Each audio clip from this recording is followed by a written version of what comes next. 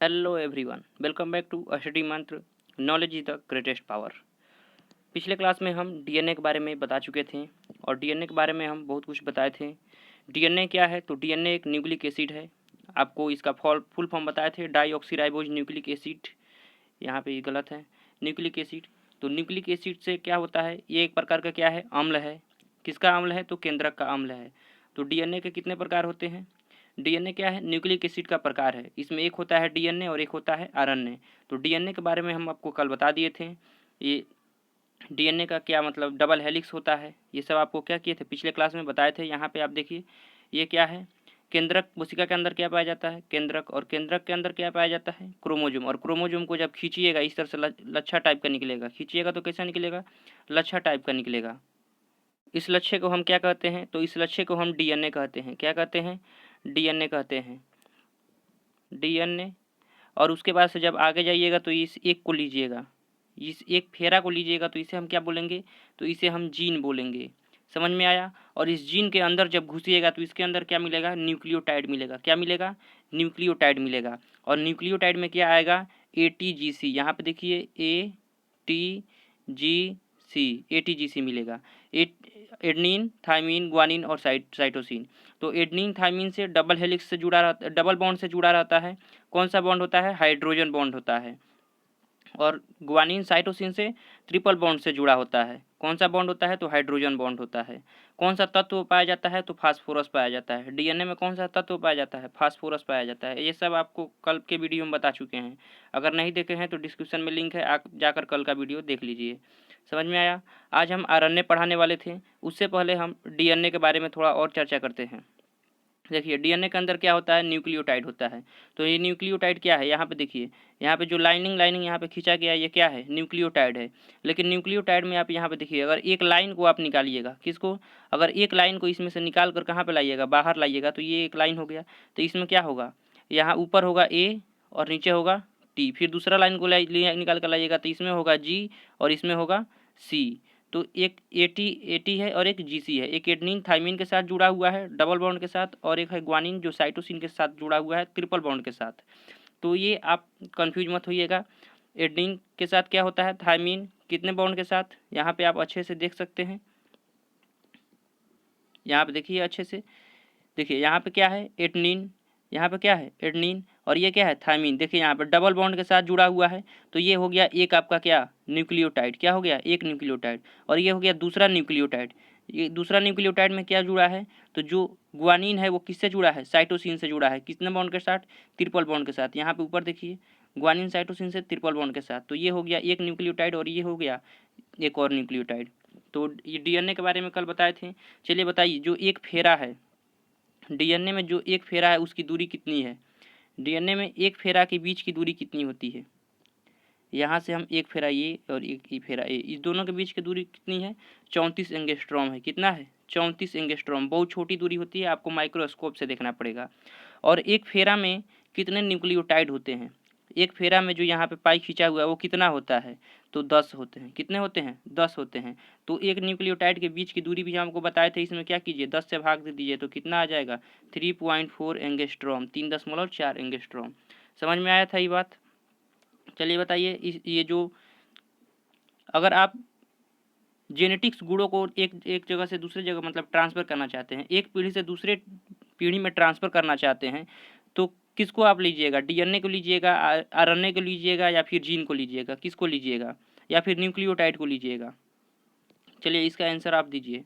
अगर आप जेनेटिक्स गुण को एक पीढ़ी से दूसरे पीढ़ी में ट्रांसफ़र करना चाहते हैं तो आप क्या लीजिएगा? जैसे देखिए, इसे हम लोग क्या कहते हैं? क्रोमोजोम। मानव में कितना होता है? 23 जोड़ा या 46। और इसमें से जो निकला है लच्छा टाइप का, इसे हम क्या कहते हैं? डीएनए। लेकिन यदि हम इस एक को लेंगे तो इसे क्या कहेंगे? जीन बोलेंगे। क्या बोलेंगे? जीन। और जीन के अंदर होता है न्यूक्लियोटाइड एटीजीसी। क्या होता है? एटीजीसी। तो अगर आप यहाँ से अगर आप लेते हैं डीएनए, तो डीएनए के अंदर तो जीन भी आ जाता है। लेकिन अगर आपसे हम परफेक्ट आंसर जानना चाहें कि अगर आप माता पिता के गुणों को उसके संतान में ट्रांसफ़र करना चाहते हैं, तो उसमें से आप क्या लीजिएगा? जीन लीजिएगा या फिर एटीजीसी लीजिएगा? क्योंकि जीन के अंदर भी एटीजीसी पाया जाता है। तो क्या लीजिएगा? न्यूक्लियोटाइड लीजिएगा, एटीजीसी लीजिएगा। न्यूक्लियोटाइड के अंदर क्या पाया जाता है? एटीजीसी। इसको ही न्यूक्लियोटाइड बोला जाता है। समझ में आया? न्यूक्लियोटाइड के ही प्रकार होते हैं ये। आपको पिछले क्लास में बता चुके हैं डीएनए का प्रकार। समझ में आया? इस क्लास में भी रिवीजन में आपको बता देंगे। तो ये क्या है, यहाँ से अगर आप जीन लेते हैं तो यहाँ पे अगर आप एटीजीसी लेते हैं तो अगर एटीजीसी एक न्यूक्लियोटाइड लेकर जाइएगा तो आप क्या कीजिएगा, केवल एक ही गुण को लेकर जा पाइएगा, सभी गुणों को नहीं लेकर जा पाइएगा। तो केवल एक गुण उसके बारे में जान पाइएगा, लेकिन आपको क्या चाहिए, सभी गुण चाहिए। माता पिता के अंदर जितने भी गुण, गुण का मतलब क्या समझते हैं, कौन सा इन्फॉर्मेशन, इन्फॉर्मेशन का मतलब क्या होता है, जो उनके दिमाग में है वो जीएस के टीचर है तो जीएस बनेगा बच्चा, नहीं ये नहीं। गुण का, डीएनए का गुण का मतलब ट्रांसफ़र का गुण है। अगर आप जीन को एक पीढ़ी से दूसरे पीढ़ी में ट्रांसफ़र करने का गुण है कि यदि बच्चा का गर्भ में निर्माण हो रहा है तो उसमें अगर 5 उंगली बन गया है तो डीएनए के पास ये पूरा इन्फॉर्मेशन होता है।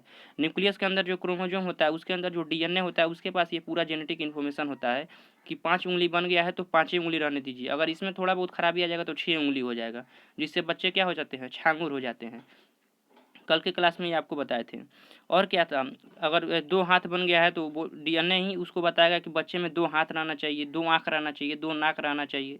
नाक तो एक ही है, बीच में से क्या ढलैया कर दिया गया है, 2 कान होने चाहिए।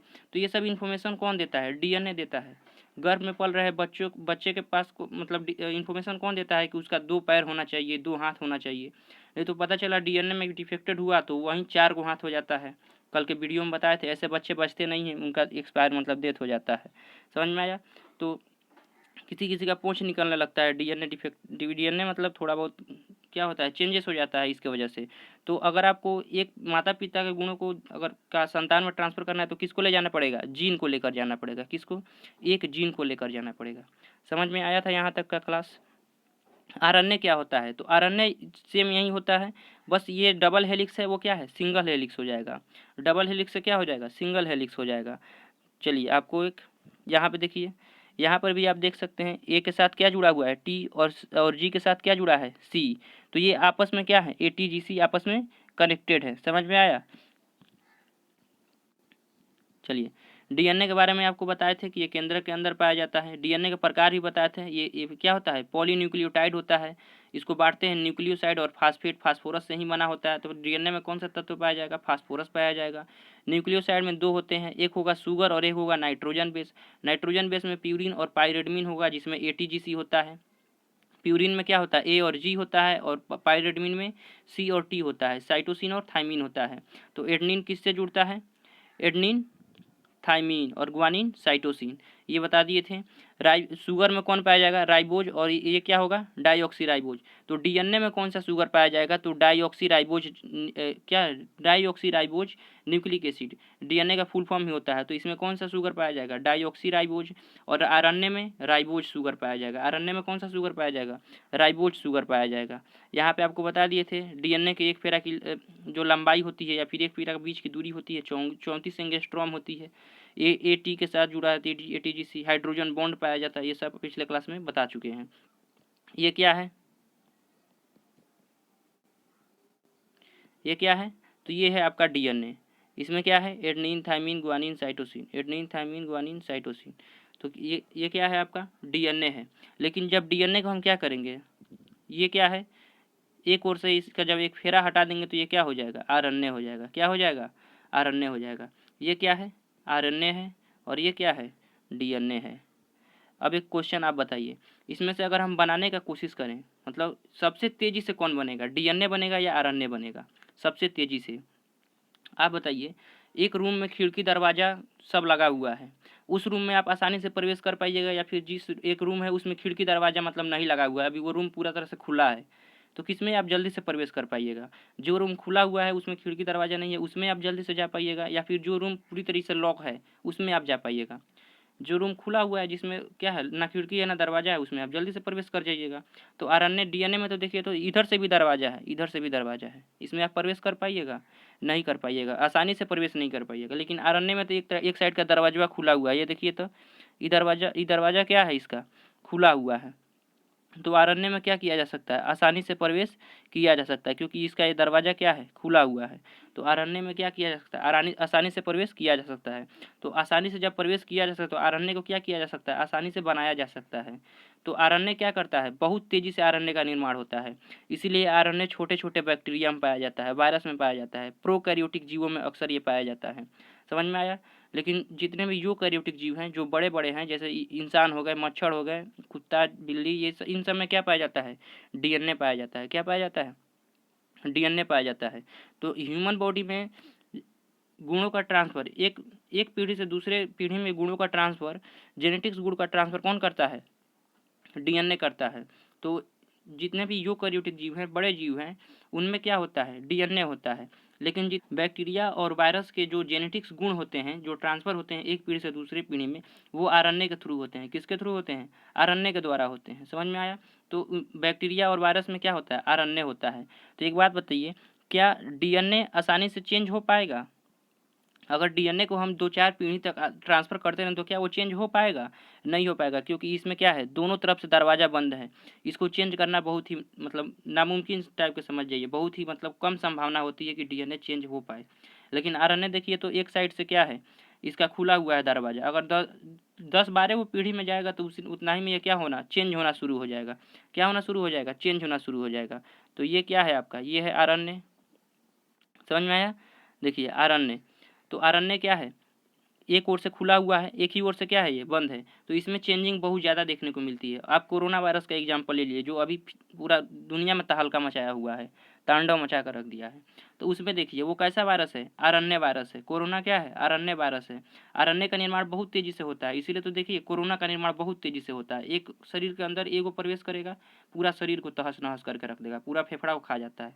फेफड़ा में भर जाएगा, उसके बाद से आपका सांस लेना बता चुके हैं कोरोना वायरस कैसे अटैक करता है। आप उस वीडियो को देख लीजिएगा, डिस्क्रिप्शन में लिंक दे देंगे, तो आप जाकर मतलब वो वीडियो को देख लीजिएगा। पीडीएफ चाहिए तो टेलीग्राम ग्रुप ज्वाइन कर लीजिएगा, टेलीग्राम में आपको पीडीएफ मिल जाएगी। टेलीग्राम का ग्रुप भी डिस्क्रिप्शन में दे दिए हैं। तो ये क्या है? आरएनए है। क्या है? आरएनए है।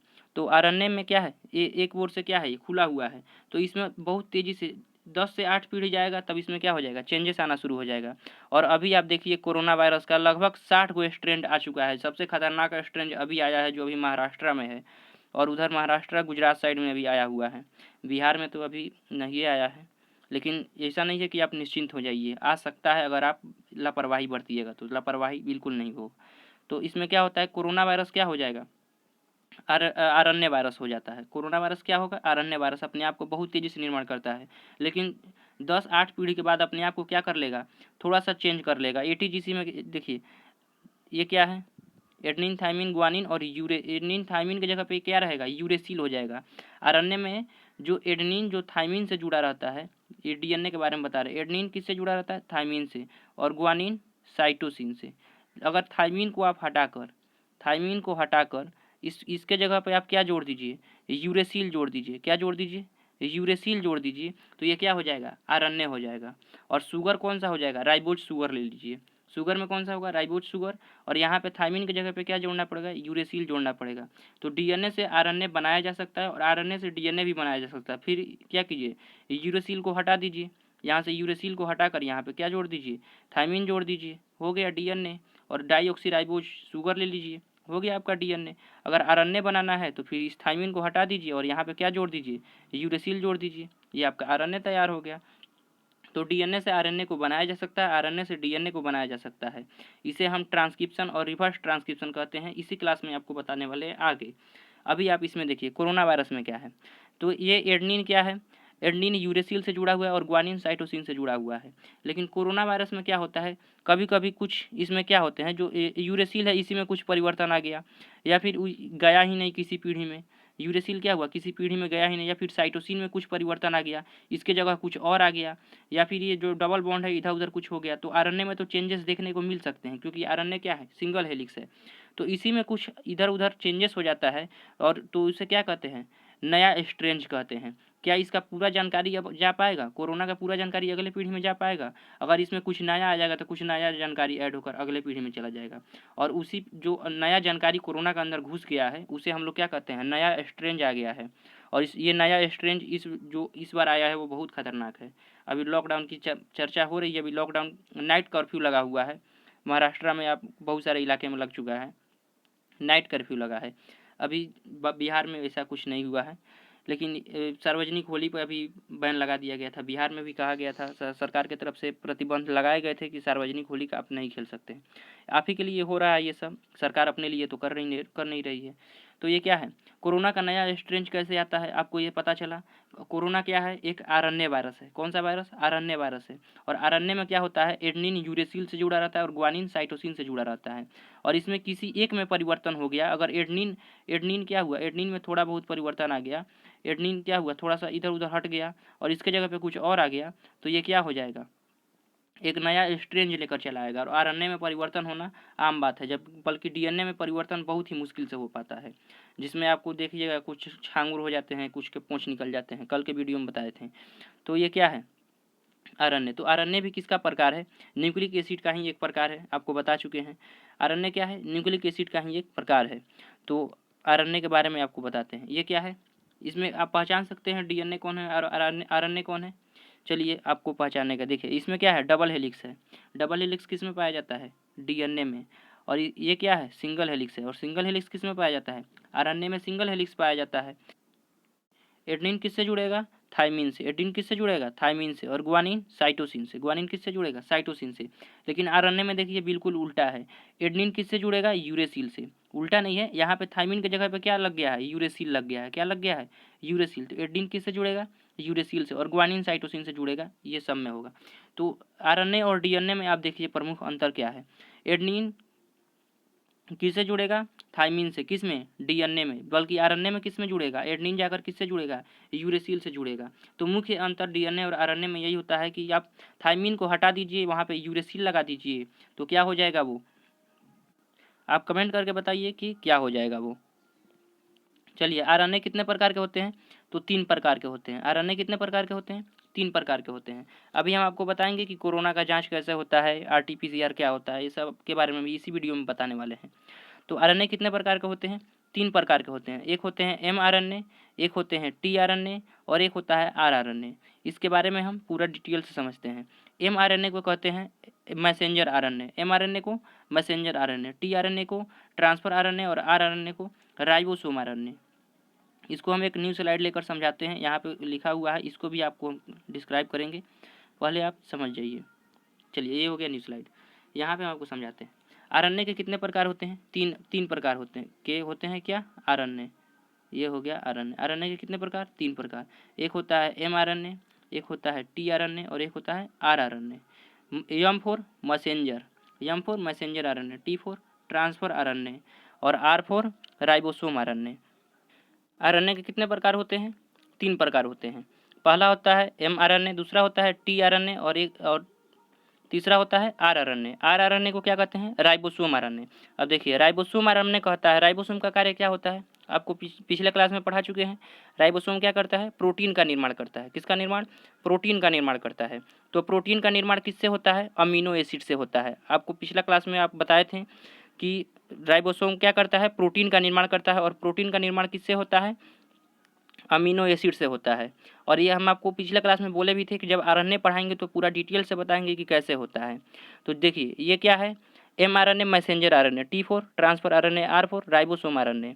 तो राइबोसोम आरएनए क्या करता है, इन दोनों से कहता है कि हमको प्रोटीन बनाना है, हमको अमीनो एसिड लिया कर दो। लेकिन शर्त ये है कि हमारे पास 10 अमीनो एसिड पहले से है, मुझको केवल 10 अमीनो एसिड चाहिए जो मेरे पास नहीं है। टोटल हमको 20 अमीनो एसिड चाहिए और 20 अमीनो एसिड को मिलाकर हम एक प्रोटीन का निर्माण कर देंगे। समझ में आया ये बात, एक प्रोटीन का निर्माण कर देंगे।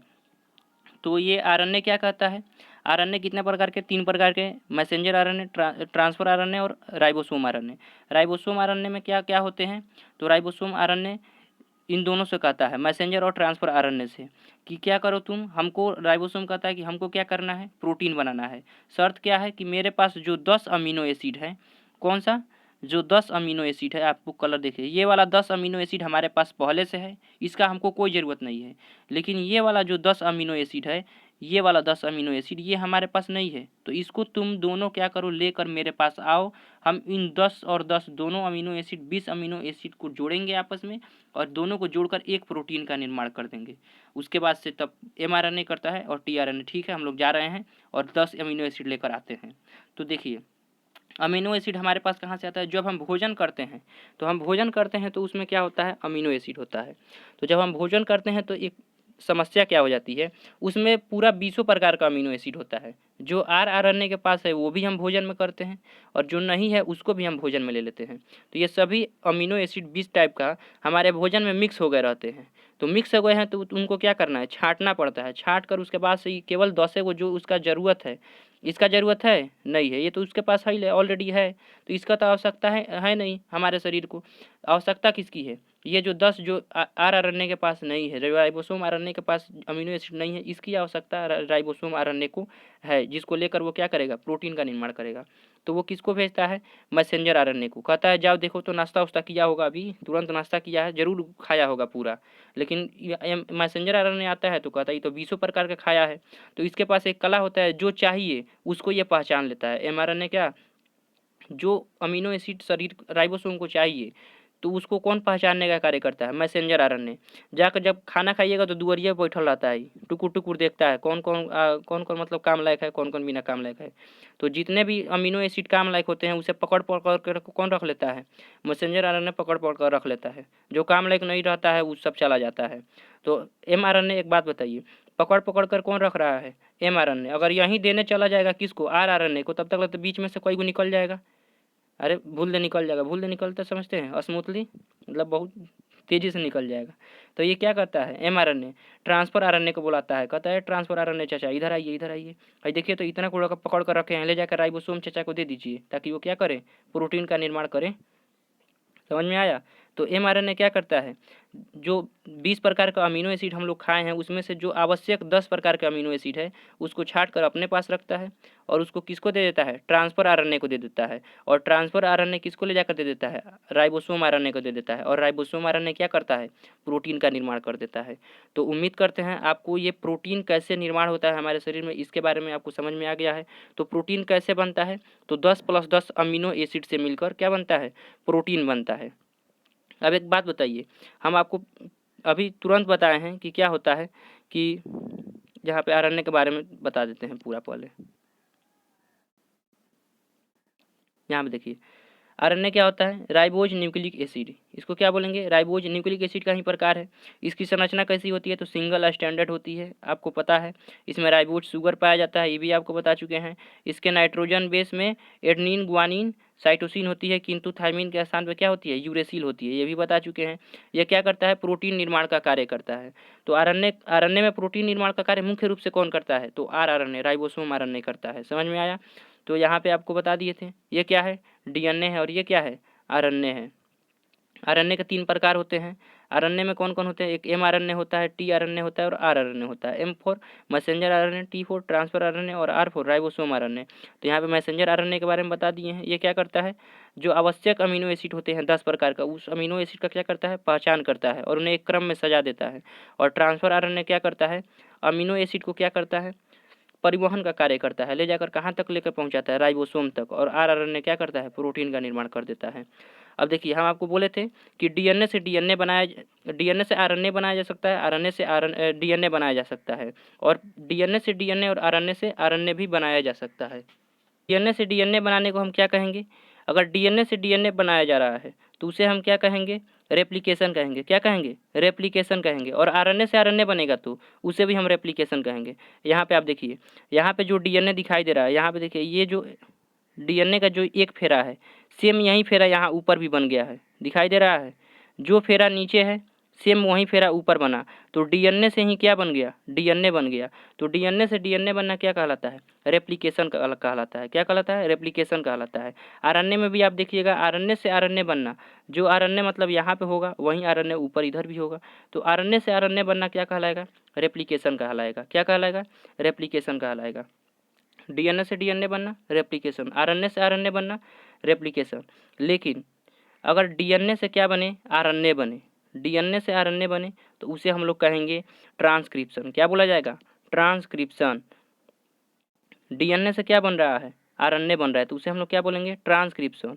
लेकिन अगर आरएनए से डीएनए बनेगा तो उसे हम लोग क्या बोलेंगे, ट्रांसक्रिप्शन का रिवर्स करना पड़ेगा, तो उसे हम लोग कहेंगे रिवर्स ट्रांसक्रिप्शन। कौन सा कहेंगे, रिवर्स ट्रांसक्रिप्शन। इसी को शॉर्टकट में हम लोग करते हैं RT। समझ में आया, रिवर्स ट्रांसक्रिप्शन। तो एक बात बताइए, क्या हम डीएनए से आरएनए बना सकते हैं? बना सकते हैं। किसके द्वारा? ट्रांसक्रिप्शन के द्वारा। आरएनए से डीएनए बना सकते हैं, बिल्कुल बना सकते हैं। उसको रिवर्स कर दीजिए, तो रिवर्स करेंगे तो क्या हो जाएगा? Reverse transcription. और अगर आरएनए से फिर अगर प्रोटीन बन जाएगा, आरएनए से क्या बन जा रहा है? प्रोटीन, तो इसे हम लोग कहेंगे ट्रांसलेशन। फिर प्रोटीन से हम लोग ना आरएनए बना सकते हैं ना डीएनए बना सकते हैं, खेला खत्म। समझ में आया? अगर आरएनए से क्या बन गया? प्रोटीन बन गया, तो फिर उसको हम नहीं कर सकते हैं, उसको फिर दोबारा हम लोग क्या रेप्लिकेट नहीं कर सकते हैं, मतलब फिर दोबारा उसको ना आरएनए बना सकते हैं ना डीएनए बना सकते हैं। इसे हम लोग ट्रांसलेशन कहेंगे। एक बार अगर ट्रांसलेशन का कार्य हो गया, मतलब आरएनए से प्रोटीन बन गया, तो फिर प्रोटीन से ना आरएनए बना सकते हैं और ना ही डीएनए बना सकते हैं, खेला खत्म। समझ में आया? अब देखिए कोरोना वायरस क्या है? कोरोना वायरस है एक वायरल डिजीज। वायरस में कौन सा वायरस है? तो आरएनए वायरस है। कौन सा वायरस है? कोरोना वायरस आरएनए वायरस है। और आरएनए वायरस में देखिए इंडिया में एक झमेला है। झमेला क्या है कि इंडिया के जितने भी मशीन हैं वो डीएनए को जांच कर सकती है, लेकिन आरएनए को जांच नहीं कर सकती है। किसको जांच कर सकती है? डीएनए को जांच कर सकती है। इंडिया में ऐसा मशीन है जो डीएनए को जांच कर सकता है। डीएनए फिंगर प्रिंटिंग मशीन आपको हैदराबाद में मिल जाएगा। हैदराबाद में डीएनए फिंगर प्रिंटिंग है। तो इंडिया में जितने भी मशीन है वो किसको जांच कर सकते हैं? डीएनए को जांच कर सकते हैं, लेकिन आरएनए को जांच नहीं कर सकते हैं। समझ में आया? अब हो गया यहीं पे झमेला। इंडिया में आ गया कोरोना वायरस, घर घर पहुंचने लगा, और इंडिया में कोई मशीन ऐसा है नहीं जो आरएनए का जांच कर सके। तो इंडिया में जांच किसका होता है? डीएनए का। तो डॉक्टर सब दिमाग लगाया, बोला एक काम करते हैं, आरएनए से पहले डीएनए बना देते हैं और फिर डीएनए का जांच तो इंडिया में हो ही जाएगा, आसानी से हो जाएगा, वो तो मशीन हमारे पास पहले है। समझ में आया? तो आरएनए से पहले क्या बनाया? डीएनए बनाया। और आरएनए से डीएनए बनना क्या कहलाता है? Reverse transcription. तो इसको बोला गया आरटी, और इसी का जांच किया जाता है आरटीपीसीआर, पॉलीमराज चेन रिएक्शन। इसको क्या बोला जाता है? पॉलीमराज चेन रिएक्शन। इसको हम अच्छे से समझाते हैं। आपको पता चला कि क्यों पहले हम आरएनए को डीएनए में बदले? क्योंकि इंडिया में डीएनए का ही जांच हो सकता है, आरएनए का जांच नहीं हो सकता। और कोरोना एक क्या है? आरएनए वायरस है, उसके पास आरएनए है, डीएनए नहीं है। तो आरएनए को पहले हम किस में बदल दिए? डीएनए में बदल दिए। इसे हम लोग कहते हैं रिवर्स ट्रांसक्रिप्शन और पॉलीमराज चेन रिएक्शन। आरटीपीसीआर जांच होता है इंडिया में। कोरोना का जांच को क्या कहते हैं? आरटीपीसीआर कहते हैं। तो समझ में आया इसका फुल फॉर्म? इसको आरटीपीसीआर क्यों कहते हैं? क्योंकि क्या किया जाता है? पहले आरएनए को डीएनए में बदला जाता है, इसे हम लोग रिवर्स ट्रांसक्रिप्शन कहते हैं। और पॉलीमराज चेन रिएक्शन, एक चेन रिएक्शन करता है। कोरोना क्या करता है? एक चेन रिएक्शन को तोड़ने के लिए तो लॉकडाउन लगाया गया था। अब आपको समझ में आ गया कि कोरोना का जांच को क्या कहते हैं? क्या कहेंगे? आरटीपीसीआर। आरटी का मतलब क्या होता है? Reverse transcription, पॉलीमराज chain reaction. ये समझ में आ गया? तो उम्मीद करते हैं सेल डिवीजन आपको हम अगले वीडियो में पढ़ाएंगे कल। तो उम्मीद करते हैं आपको ये वीडियो पसंद आई होगी, आपको समझ में भी आया होगा। समझ में आया होगा तो लाइक करें, अपने दोस्तों के साथ शेयर करें, ताकि ये इन्फॉर्मेशन उनको भी पता चले। कोरोना वायरस को हम कैसे जांच करते हैं, आरटीपीसीआर का मतलब क्या होता है। तो उम्मीद है आपको ये वीडियो पसंद आई होगी। चलिए मिलते हैं नेक्स्ट वीडियो में, तब तक के लिए जय हिंद, जय भारत।